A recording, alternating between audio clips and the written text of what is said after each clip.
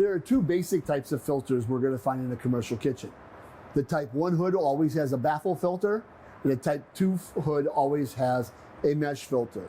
Regardless of the type of hood, you need to find that these filters are in place over all of the unit without gaps and clean and free of grease buildup. When I look at these filters here, these are baffle filters. These have handles on them. Makes them very easy to remove. You pop them up, take them out, and you're able to clean them in most sinks under hot soapy water. So they're a very easy filter to maintain. You'll notice on the filters that the liquid, the grease, can flow down the filter and not parallel, which is going to be a blocking of the filter. So it's very important on your inspection. Type 1 hoods have baffles and type 2 hoods have a mesh filter. Let's take a look at the mesh filter now. Type 2 hoods should have a mesh filter.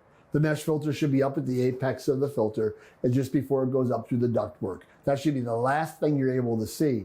And so on that, it's just a simple metal mesh filter. Again, can be removed. It is not for grease-laden equipment. It is only for steam or heat. And in this particular case, if I look up here in this type 2 hood, you'll see that I'm actually missing my mesh filter right here. And that's why we have all this debris and buildup. Most of this debris and buildup is lint and not grease.